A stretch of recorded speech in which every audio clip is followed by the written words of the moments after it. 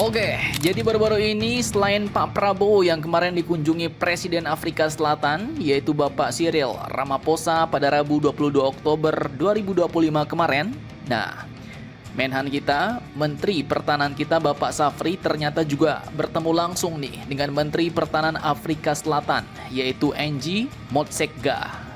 Nah, jadi admin kutip dari beberapa sumber berita berikut, keduanya pun langsung membicarakan rencana konkret, mulai dari kolaborasi industri, pertukaran teknologi, sampai produksi alat utama sistem senjata alias alutsista, bos.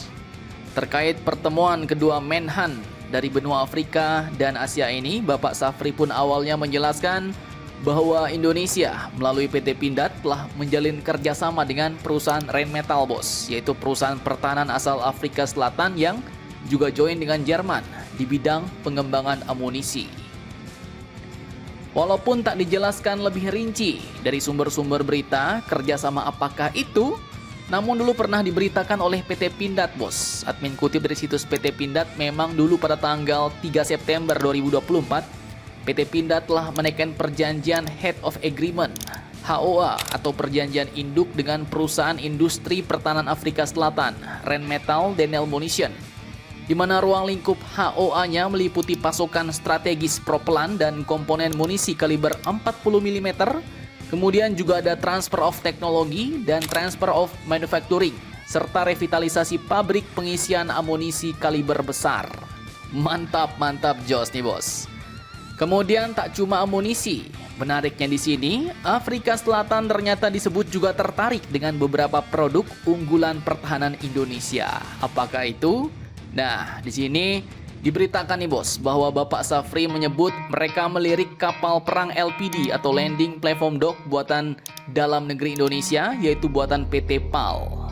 Dan untuk PT PAL ini, jelas ini merupakan produk flagship dari PT PAL dan juga memang sudah terbukti tangguh di berbagai operasi TNI Angkatan Laut, bos. Bahkan juga sudah digunakan oleh negara-negara lain, salah satunya Filipina. Afrika Selatan bahkan disebut juga ingin melihat pesawat N219 buatan PT Dirgantara Indonesia, yaitu pesawat bermesin ganda yang lincah dan cocok buat operasi militer maupun sipil di medan sulit. Jadi bisa dibilang kedua negara pun punya kekuatan yang bisa saling melengkapi nih. Indonesia dengan kemampuan desain kapal dan pesawat, sementara Afrika Selatan kuat di sektor amunisi dan sistem propelan.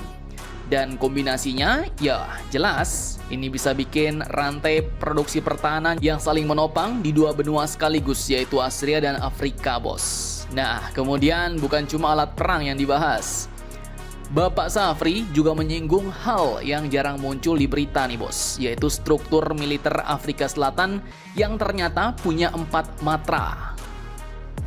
Dan salah satunya yang bikin Menhan Safri kepincut adalah Angkatan Kesehatan, bos. Nah, ini menarik nih, karena Indonesia sepertinya tertarik untuk mempelajari sistem kesehatan militer Afrika Selatan.